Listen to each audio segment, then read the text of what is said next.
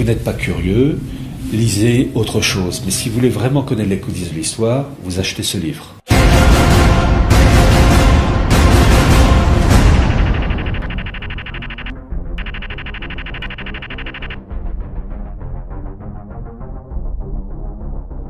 Alors, c'est un livre dans ce sens que un livre qui se présente de la manière suivante. Il y a 7 chapitres de cartes et 7 chapitres de texte. Un sujet spécifique sur la construction européenne, sur les États-Unis, sur le monde musulman et les relations entre le monde musulman et le monde juif.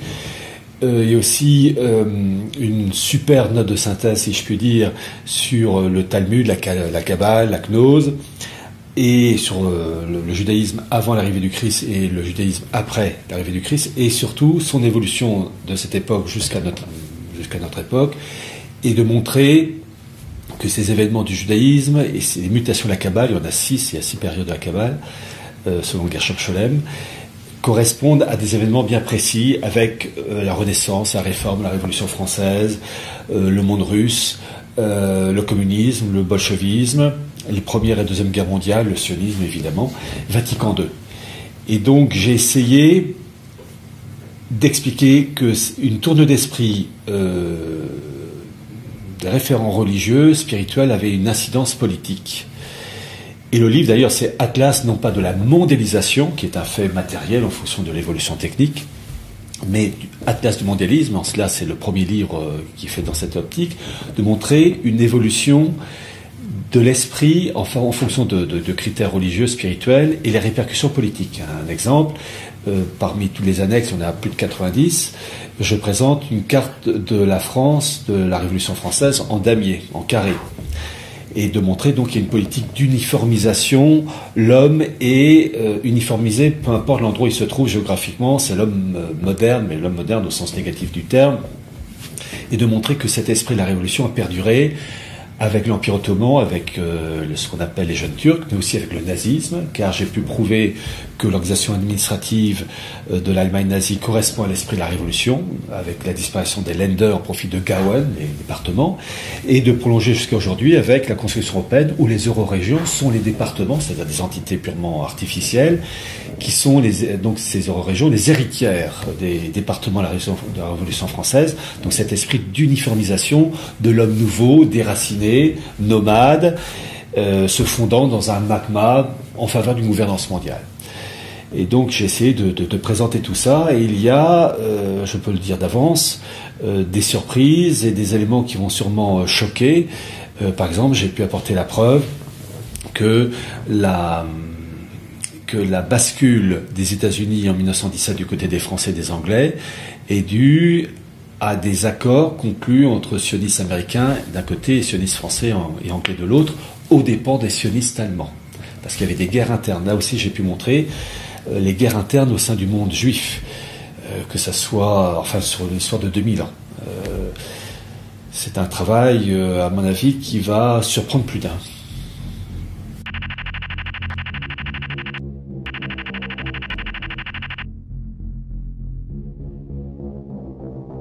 Il y a presque 600 notes de bas de page pour véritablement, parce qu'il va de soi que pour affirmer certaines choses qui sont même délicates, il faut des preuves irréfutables. Mais même avec des preuves irréfutables, on a du mal à convaincre. Après tout, Jean de La Fontaine disait bien « l'homme est de feu au mensonge, mais de glace à la vérité ». Donc, mais bon, je m'adresse aux personnes curieuses, c'est-à-dire pas beaucoup de monde, mais grâce à Retour aux sources, je m'adresse à ces personnes-là. Et donc de montrer une évolution, construction européenne avec la régionalisation, la coopération transfrontalière, les fonds structurels, l'évolution ethnique du monde germanique du Moyen-Âge et qui va perdurer jusqu'à aujourd'hui, avec le rôle en particulier des Juifs au sein du traité de Versailles pour la protection des minorités. Et chose très intéressante, celui qui mène le bal, c'est Léo Motzkin, au sein donc de cette fédération juive en faveur de la protection minoritaire en Europe. Mais Léo Motzkin, ce qu'on ne sait pas, c'était un des bras droits de Théodore Herzl. Donc on voit, il y a, en fait, c'est un immense puzzle. Apparemment, quand on étudie chaque morceau de puzzle, ça semble, j'allais dire, un élément épars, mais en fait, ça rentre dans une très vaste construction. à la fois d'ordre politique et spirituel, pour aboutir à la finalité suprême, qui est que le peuple juif est le peuple prêtre, intermédiaire unique entre le Dieu unique monothéiste et le reste de l'humanité non juive, dans le cadre des lois noachites, et les peuples non juifs, les gentils, comme ils disent, se trouvant au seuil du temple, en un simple prosélyte de la porte. C'est la construction. Et donc on y va. Et la Révolution française a été une étape dans cette histoire, et en particulier je m'appuie sur les propos de ce révolutionnaire français qui s'appelait Anarkazis Klotz, qui a écrit donc La République universelle, livre qui est disponible sur le site Gallica, entièrement scanné, et qui montre bien que l'objectif de la Révolution française n'est pas simplement une finalité, mais une étape vers, on ne dit pas la gouvernance mondiale, mais la République universelle, avec, comme il dit lui-même, et l'Europe, et l'Amérique, et l'Asie, et l'Afrique, formant un immense monde unifié, un peuple unique, comme il l'écrit lui-même, en lettres capitales, et désigné sous le terme ésotérique de Philadelphie. Et tout ça en lien avec les capitalistes hébreux. Alors évidemment, par souci du détail et du devoir, j'ai recopié consciencieusement tous ces passages qui vont ravir sûrement les lecteurs curieux de connaître les coulisses de l'histoire.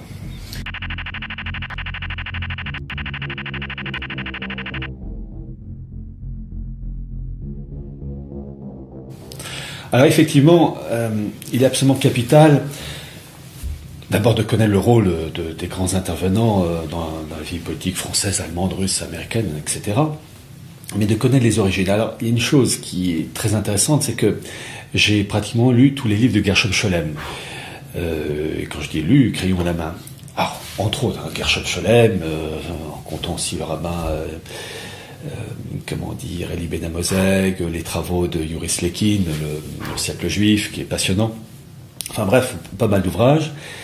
Et de montrer que, et c'est une chose qui est vraiment fortement ignorée, en tout cas que peu de personnes comprennent, c'est que il y a dans la volonté du judaïsme talmudique d'imprégner les esprits d'une tournure d'esprit pour aller dans une direction. Et vous avez eu au sein de l'histoire du judaïsme des hérésies entre guillemets, avec déjà la grande réforme laurianique au XVIe siècle avec le rabbin Isaac Luria et son équipe, qui va permettre la naissance d'une branche juive qui s'appelle le sabbatéisme, du nom de Sabbatai Tzvi, qui concerne le monde musulman. C'est-à-dire que plus exactement, vous allez avoir beaucoup, d'abord Sabbatai Tzvi, puis beaucoup de juifs de ses fans, si je puis dire, qui vont se convertir faussement à l'islam, qu'on va appeler les Domnei littéralement apostats.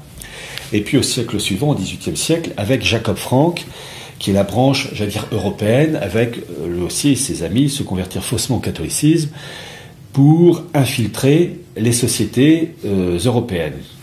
Et l'objectif de ces gens-là, c'est d'occuper les postes clés, politiques, religieux, etc., pour ensuite modifier l'évolution du monde.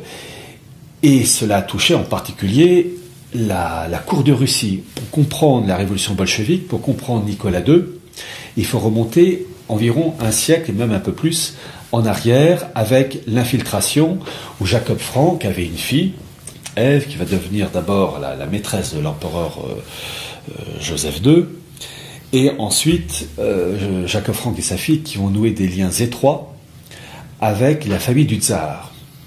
Jacob Frank meurt en 1791 et sa fille va continuer à exercer, des prérogatives spirituelles, parce que l'objectif, dans leur mentalité à eux, c'est ce qu'ils appellent la rédemption par le péché, c'est-à-dire plus on fait le mal, plus on aggrave donc la situation pour permettre l'arrivée de leur Messie. Et dans cette histoire, j'ai pu apporter les preuves que cette famille, la famille Frank, avec donc leurs adeptes, ont eu le soutien de financiers comme les Rothschild. Les preuves, je les ai eues, mais aussi le soutien de la famille autrichienne, la famille impériale, mais ensuite la famille impériale russe avec le tsar Alexandre et de son bras droit et ministre des Affaires étrangères Nesselrode, qui vont rendre visite à la fille Ève Frank.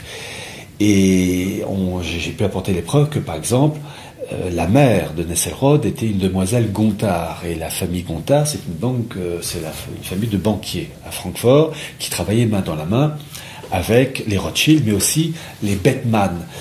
Vous aviez, par exemple, vous aviez Simon Maurice von Bethmann, qui était le représentant du tsar Alexandre Ier à Francfort, qui était donc banquier, mais qui travaillait aussi avec, Dalberg. Et Dalberg était le prince primat de la Confédération du Rhin, qui était un ancien illuminé de Bavière. C'est très intéressant de voir tous ces liens politiques et financiers et spirituels, en lien en particulier avec les Jacob Frank et son petit cousin, qui s'appelait Junius Frey, le petit cousin de Jacob Frank.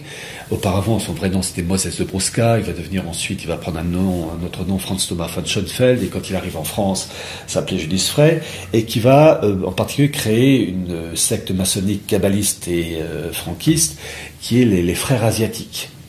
Et vraiment quelque chose de très pur dans la nocivité. Et ces gens-là vont infiltrer les élites européennes. Et par exemple, parmi les adeptes de cette secte qu'on appelait les frères asiatiques, il y avait le banquier personnel du roi de Prusse, qui travaillait avec Simon Maurice von Bethmann, et qui travaillait aussi avec Nesselrode, et qui travaillait aussi avec le tsar. Il y a donc plein de ramifications, et les preuves, je vous dis, je les ai, à ma connaissance, c'est inédit. Parce que c'est un immense puzzle. Vous avez des personnes sérieuses qui, dans le passé, ont apporté des documents, des pièces d'archives sur un sujet. D'autres personnes sur un autre sujet. Et on peut, comme un puzzle, emboîter tout ça et reconstituer le paysage. Et le tsar Alexandre Ier était plongé dans un idéal de mysticisme voulant la synthèse entre le christianisme et le judaïsme. Chose que voulait faire Jacob Frank et sa fille Ève. Et donc, il va lancer tout un processus au point d'accueillir au sein de la cour de Russie, qui était elle aussi marquée par ces idées franquistes, avec des personnes comme la baronne von Krudener, comme la famille Sturz, qui était vraiment une famille très implantée au sein de la cour de Russie, implanté un idéal de syncrétisme judéo-chrétien, qui a été en particulier relevé par Alexandre Solzhenitsyn dans son livre de Siècle ensemble, et ça va pourrir les élites russes, avec un mélange donc de syncrétisme judéo-chrétien, de magie noire, et on va retrouver tout ça jusqu'à Nicolas II. Et il faut savoir que lorsque ce fameux Junius Frey, qui dirigeait donc ses frères asiatiques, il va passer le flambeau à une autre personne, il va le passer à un grand prince de la maçonnerie allemande. Il s'appelait le prince Charles de Hesse-Kassel, qui était un des plus hauts dirigeants de la maçonnerie ésotérique allemande. Donc il prend la suite de Junius Frey, mais il va travailler aussi avec de grands princes de la maçonnerie allemande, comme le duc de Brunswick, et on retrouve en particulier son neveu lors de la bataille de Valmy. Et ce prince de Charles de Hesse-Kassel était l'arrière-grand-père de Nicolas II. Donc il faut voir qu'il y a une sorte de généalogie humaine. Et la chose qui n'est pas facile à faire comprendre aux lecteurs, et à ceux qui nous écoutent là, pourtant c'est un élément clé qu'il faut comprendre, parce que nos ennemis, eux, connaissent la méthode, c'est que j'ai expliqué que, au même titre qu'il y a l'ADN, la transmission d'un patrimoine génétique, il y a ce que j'appelle aussi l'ADN de l'âme. Et dans ces milieux où se mêlent la magie noire, l'ésotérisme, la kabbale, etc., et donc c'était le cas de Junius Frey et de son successeur, Charles de Hesse-Kassel, qui était donc l'arrière-grand-père du tsar Nicolas II, le fait qu'on plonge dans l'ésotérisme, dans la magie noire, ça marque les esprits. Ça trouble l'intelligence chrétienne. Et ce trouble se transmet de génération en génération. Elle a touché Alexandre Ier, mais elle a surtout touché sa descendance, en particulier avec Nicolas II, et sa femme d'ailleurs, qui était aussi une demoiselle de Hesse. La famille de Hesse, en Allemagne, était plongée dans l'ésotérisme. Il n'y avait pas que le prince Charles de Hesse-Kassel, il y avait d'autres, il y avait Frédéric de Hesse aussi. Et cette famille de Hesse, contaminée par l'esprit de l'ésotérisme, de la magie noire, de la kabbale, a transmis un idéal inconscient, d'ailleurs très souvent à sa descendance, en faveur de l'ésotérisme et de mélange qui permet de mieux comprendre les relations ambiguës entre d'un côté le tsar Nicolas II et sa femme et Raspoutine, qui était un magicien et qui savait, non par des miracles mais par des prodiges, calmer par exemple les problèmes de santé du tsarevitch, l'héritier du trône, qui était hémophile, c'est-à-dire le sang coule et ne s'arrête pas. Et ils auraient dû savoir que c'était pas une forme de miracle, c'est une forme de prodige. Et c'est très dur à faire comprendre à notre époque d'athéisme ou d'indifférence religieuse, c'est que ces esprits marqués par la magie noire, l'ésotérisme, la kabbale, ça contamine les âmes et ça se transmet et on comprend mieux les répercussions politiques plus tard. C'est donc ce que j'ai essayé de faire,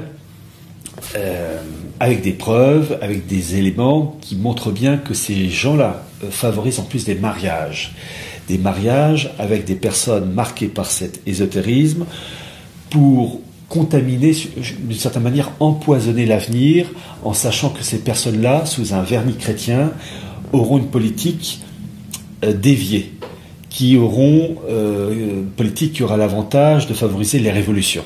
Et c'était le cas, par exemple, de la révolution bolchevique, qui a été un travail de très longue haleine, étalé sur des générations, en gros, de la fin du XVIIIe siècle, avec ensuite Alexandre Ier, et toute l'évolution au cours du XIXe siècle jusqu'à la Révolution.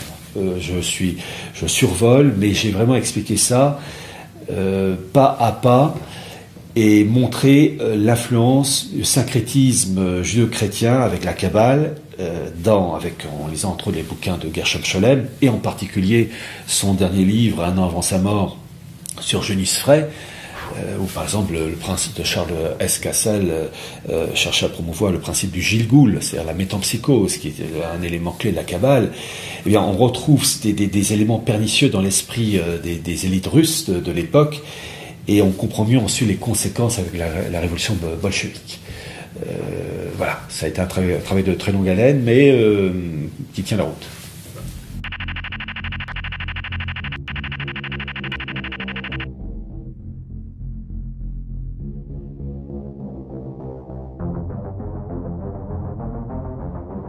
Oui. Alors, je me suis appuyé, entre autres, sur les travaux d'un Français qui est méconnu et qui devrait pourtant être porté au pinacle, qui s'appelait André Cher-Adam, qui est mort en 1947-48, et qui, au début du XXe siècle, a sorti plusieurs livres, dont deux, donc j'ai les originaux. Le premier, l'Autriche et la question d'Orient, sorti en 1901, et le deuxième en 1903, la Macédoine et le chemin de fer de Bagdad. Et il a publié des cartes du chemin de fer de Bagdad, et il explique parfaitement la politique allemande du Deuxième Reich, Guillaume II, de construire une voie ferrée qui partait de Hambourg, traversait l'Allemagne, l'Empire d'Autriche des Habsbourg, la Serbie qui était le talon d'Achille, mais qui, pour des raisons géographiques, cette voie ferrée devait passer par là, puis ensuite l'Allemagne, l'Empire ottoman, jusqu'en Mésopotamie, et ça se terminait au Koweït. Et l'objectif, pour Berlin, c'était de créer un bloc politique, économique et militaire, Allemagne, Autriche-Hongrie, Empire ottoman, sur la direction germanique, donc une superpuissance terrestre, et avec cette voie ferrée, de créer une sorte d'oléoduc sur rail qui aurait permis le contrôle de la production et de l'acheminement du pétrole en Mésopotamie, Kirkouk et Mossoul. Et ce qui se passait avant la guerre de 14, c'est exactement les mêmes problématiques qu'aujourd'hui. Et cela horrifiait les Anglais, parce que si les Allemands avaient contrôlé la production, j'allais dire le robinet de pétrole à cette époque, les Anglais, première puissance maritime, avec la Royal Navy, eh bien, étaient assujettis à l'ordre allemand. Et donc, ce André Cher-Adam a publié plusieurs cartes, en particulier les cartes qui n'ont jamais été publiées depuis cette époque, et donc qui vont être publiées pour la première fois grâce à vous, aux éditions Retour aux Sources, les cartes du Bagdad-Ban divisées en 14 tronçons, chacun faisant 200 km, avec l'accord signé entre le sultan et les autorités allemandes. Et j'ai pu montrer que c'est ça qui a été le déclencheur de la Première Guerre mondiale, et que ce qui se passe actuellement en Syrie, en Irak, etc., c'est exactement les mêmes difficultés et les mêmes problématiques qu'avant la guerre de 14, simplement avec une technique en plus. Mais je suis allé plus loin, car j'ai pu prouver que ce qui se passait avant la guerre de 14 avec le Bagdad-Ban, avec donc cette rivalité entre d'un côté la puissance terrestre germanique en opposition avec l'Empire britannique, mais aussi avec une autre puissance terrestre qui était l'Empire russe avec le transsibérien qui traversait donc toute la Russie et qui n'arrivait pas à accéder aux mers chaudes, j'ai pu prouver que l'histoire du Bagdad-Bad était liée à la politique du foyer juif en Palestine, avec le sionisme et Theodor Herzl. Et que Theodor Herzl, qui était un juif donc autrichien, a littéralement jonglé entre les Allemands, avec Guillaume II, et les Anglais, avec les Rothschild, pour avoir deux fers au feu. Alors, il a certes rencontré des difficultés, lui et ses acolytes, mais il a littéralement jonglé, et j'ai lu en particulier ses carnets personnels, qui sont une mine de renseignements. On voit tous les combats internes. Et en particulier, j'ai trouvé le document, l'original du document, qui explique pourquoi les États-Unis se sont rangés du côté des Français et des Anglais en 1917, durant la Première Guerre mondiale, du côté anglais-français, contre les Allemands. Alors, officiellement, à l'origine, il y avait déjà eu en 1915 le paquebot anglais, le Lusitania, qui avait été coulé par les Allemands. Il y avait 200 Américains qui avaient été tués. Donc, tout ça avait été des éléments qui avaient préparé la bascule du côté donc des États-Unis, du côté des Anglais et des Français. Alors, tout ça au nom de la liberté des peuples, pour la démocratie, contre les méchants pour désigner les Boches, entre guillemets. Mais j'ai trouvé le document, la preuve, irréfutable, le passage fait une page et demie, que en fait, ce sont les propos du Premier ministre anglais Lloyd George, Premier ministre anglais de 1916 à 1922, qui est interrogé par une commission, la commission royale britannique, la commission Peel, en juillet 1937, sous serment, explique pourquoi les Français et les Anglais ont eu le soutien des Américains, où il dit que les sionistes disent aux Français et aux Anglais: si vous nous promettez de favoriser la création d'un foyer juif en Palestine, vous avez la certitude que les États-Unis se rangeront de votre côté. Et il termine avec cette phrase très courte: et ils ont tenu parole. Et chose passionnante dans ce rapport officiel de plus de 400 pages, le rapport continue en disant, la chose que je viens de vous dire, je la savais, j'avais eu des indices, mais je n'avais pas la preuve, jusqu'au jour où je suis tombé sur ce rapport officiel. Mais la suite que j'ignorais, et qui m'a fait bondir, et que j'ai présenté donc dans ce livre, c'est que les sionistes français et les sionistes anglais vont avoir l'appui des sionistes américains, moyennant donc la création d'un foyer de juifs en Palestine, mais que ces trois milieux sionistes, français, anglais, américains, étaient en guerre contre les sionistes allemands, qui eux soutenaient la création d'un foyer juif en Palestine, mais sous la direction de Berlin et de Guillaume II, en liaison avec l'Empire ottoman. Et donc ça a été une guerre à mort, une course de vitesse, comme l'explique ce rapport officiel,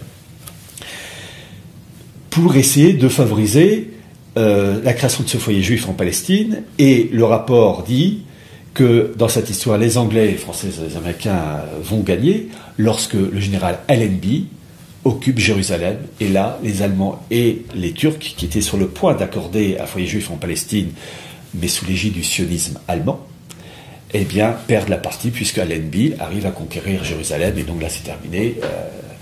Ils ont perdu. Donc c'est très intéressant de lire ce rapport, de cette rivalité entre juifs. Et en particulier, c'est ça qui m'a marqué, en lisant donc quasiment tous les livres de Gershom Scholem, entre autres, il n'y a pas que ces livres-là, mais en particulier. Et Gershom Scholem, je rappelle, c'est un juif allemand qui était un immense spécialiste, en 1982, un immense spécialiste du Talmud, de la Kabbale, qui montre bien, en 2000 ans d'histoire, les guerres entre juifs. Et je vais vous citer un exemple, je vais prendre les deux chaînes. Les deux bouts de la chaîne, alors la chaîne d'aujourd'hui, le sionisme, Theodor Herzl, et jusqu'à la création de l'État d'Israël, et puis dans la situation actuelle. Et l'autre bout de la chaîne, aux alentours des années 130. Tout juste avant, vous avez eu, en 70, la destruction du temple avec les troupes romaines de Titus. Et vous avez eu, donc à ce moment-là, une refonte du judaïsme avec le Talmud, la Mishnah, la Gemara et tout ça, les travaux de refonte du judaïsme qui ne correspond pas du tout au judaïsme d'avant le Christ, hein, c'est complètement différent.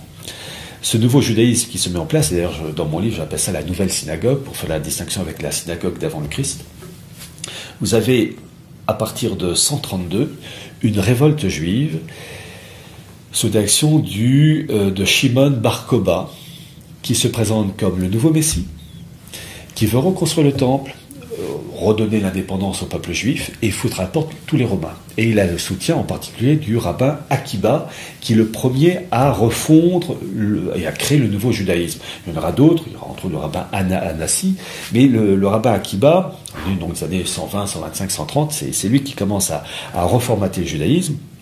Et il apporte son soutien à Shimon Bar Kokhba, qui donc se présente comme le Messie, reconstruction du temple, foutre à la porte les Romains, et d'ailleurs il détruit toute une légion romaine, ce qui va obliger l'empereur romain de l'époque, l'empereur Hadrien, d'envoyer entre un tiers et la moitié de l'armée romaine pour mater et détruire cette révolte, qui est d'une violence extrême, puisque Bar Kokhba va se réfugier, lui et ses hommes, dans la forteresse du Bétar, qui a continué à perdurer sous d'autres formes au XXe siècle.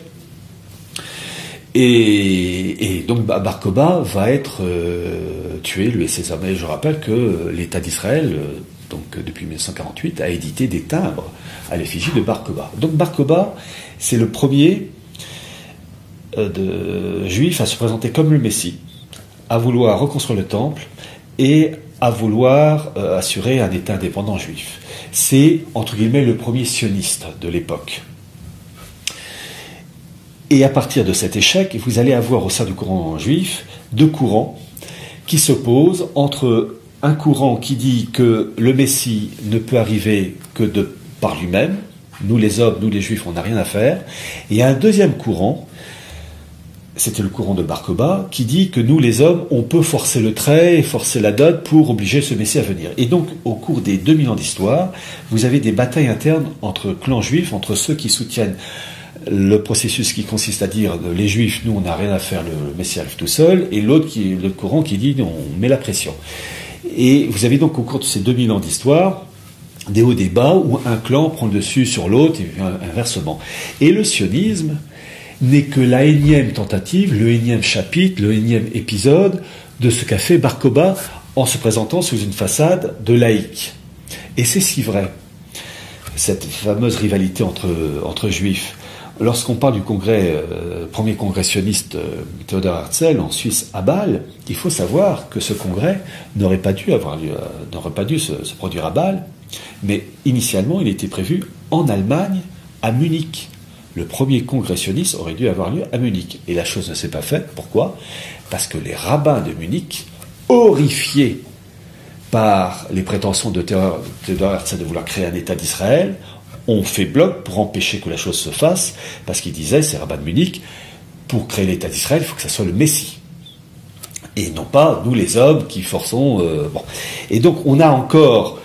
entre Bar Kokhba et Theodor Herzl, toujours ces rivalités internes entre clans juifs, ceux qui veulent créer l'État juif par eux-mêmes, d'autres qui veulent que ça soit le Messie. Donc c'est une permanence, siècle après siècle, avec des rivalités internes, et ensuite, évidemment, au cours des siècles, il faut bien comprendre que ces juifs ont essayé de gravir certaines couches de la société pour orienter des pays vers cette politique. Ça a été le cas des Temnais pour l'Empire ottoman, le cas, l'arrivée des Juifs avec Menasseh ben Israël au temps de Cromwell au XIXe siècle, c'est-à-dire d'utiliser des outils de pays goy en faveur d'une politique supérieure pour permettre la création de l'État d'Israël. Et là, finalement, la création de l'État d'Israël va se faire d'abord par étapes, avec la création en 1917, enfin le lancement de la déclaration Balfour, chose qui en fait s'appelle déclaration Milner, puisque c'est Carol Quigley, l'universitaire, qui a approuvé. Mais Lord Balfour lui-même, n'étant qu'un prête-nom, mais qui était malgré tout à pied la cause, je rappelle aussi que Lord Balfour était un eugéniste patenté, puisque le premier congrès eugéniste à Londres en 1912 était présidé par Lord Balfour. Donc on voit, il y a toujours cette corrélation, amélioration des capacités de l'homme, eugénisme et matérialisme outrancier, le lien avec, tout ça en lien avec le Talmud, la Kabbale et une élite.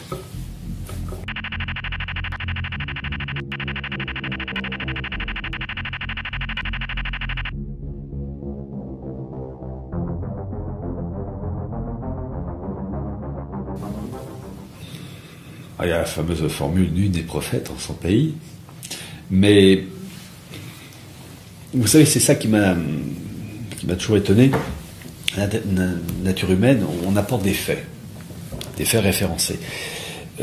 Lorsqu'on dit qu'il y a une volonté de créer un marché transatlantique et que les documents se trouvent sur le site de la Commission européenne, on peut difficilement. Alors, je dois préciser que pour les trouver, les documents sur le site de la Commission européenne, c'est pas évident. Il y a plusieurs étapes. Il faut jongler, il faut rebondir sur il faut cliquer pas mal de fois pour y arriver. Mais ça m'a toujours sidéré ce blocage. En particulier, j'avais cité l'ouvrage extraordinaire de la Fondation Bertelsmann sorti en 2004, qui était le résultat des travaux en allemand, américain, anglais, un peu français, mais surtout allemand, américain, anglais. D'ailleurs, élément révélateur, la couverture de ce livre en faveur du marché transatlantique, c'était 3 drapeaux. Drapeau européen, drapeau allemand et drapeau américain. L'air de dire, bon, on connaît, il n'y avait pas de finlandais, drapeau maltais, non, bon. Mais c'est ça qui est terrible. Là, on touche toujours à la nature humaine. Les gens ne sont pas curieux tant que la chose n'a pas été officialisée. Et quand la chose a été officialisée en février 2013 par un discours d'Obama au Congrès, bon, bah là, c'était plus un complot. Et il a fallu attendre mai ou juin 2013 pour que le Front National condamne ce marché transatlantique que j'avais annoncé des années avant. Et le seul à l'avoir annoncé avant l'heure. La plupart de nos concitoyens n'en savent rien. Ça s'appelle le grand marché transatlantique. Vous, moi, nous sommes entraînés à la date de 2015 dans une aventure où nous ne formerons plus qu'un ensemble économique et social avec les États-Unis d'Amérique et personne n'en parle une seconde ou que ce soit. Ce qu'on peut constater, c'est que Jean-Luc Mélenchon a le premier annoncé lors d'une émission sur BFM avec Jean-Jacques Bourdin l'existence de ce marché transatlantique en fin 2009. Bon. Il est vrai aussi, j'avais envoyé mon livre quelques mois auparavant dans son casier Sénat, suite à une petite discussion que j'avais eue avec lui, peut-être que ça allait aider, mais je dois reconnaître qu'il a eu, lui, l'honnêteté de reconnaître un fait officiel et de le balancer. Vous savez, j'en profite pour dire, le bouquin que j'ai fait pour Atlas du mondialisme, c'est ce que je vous disais tout à l'heure, c'est une volonté de faire une photo d'un monde comme si j'avais eu la possibilité de faire les photos de Pompéi quelques semaines, quelques mois avant l'éruption du Vésuve. C'est qu'en fait, j'ai voulu faire la photo la plus fine, la plus détaillée possible, que ce soit en carte et en texte, de l'évolution du mondialisme sur 2000 ans, avec des moments de ralentissement, d'accélération, et à chaque fois de prouver. Alors je le dis d'avance, par exemple, je ne vais pas rentrer dans les détails, les personnes curieuses achèteront le livre, j'ai pu prouver que le nazisme est une conséquence directe du franquisme lancé par Jacob Frank, et que finalement Hitler n'est qu'un golem franquiste. Je rappelle que le golem est, comment dire, une création à partir de terre et d'argile, d'une forme humaine. Ça a été lancé par le rabbin Leuve au XVIe siècle. Vous avez la statue du golem de Prague, et le golem doit normalement être sous la direction de son créateur, et quelquefois ce golem échappe à son créateur. Et ce golem, d'ailleurs, il a même servi de modèle à d'autres éléments, puisqu'il infiltre tous les domaines. Qui sait que, par exemple, donc, Star Wars, le fameux Dark Vador, en fait, c'est le golem de Prague. Pour les personnes qui auraient des doutes, qui tapent sur Google statue Golem de Prague, Dark Vador Image, ils verront que c'est quasiment au centimètre près, les mêmes tenues noires, même casque à pointe, non pas à pointe, mais le casque allemand. Donc c'est vraiment, on sent qu'il y a une influence. Et le nazisme est un golem, puisque le Jacob Frank, sa haine des juifs orthodoxes, rabbiniques, respectueux du Talmud, sa volonté d'exterminer les juifs respectueux du Talmud, on retrouve cette même idée de rage noire et satanique dans le nazisme. Cet élément révélateur où Jacob Frank avait le culte du chef, chose qu'on retrouve dans le nazisme avec der Führerprinzip, c'est la même chose.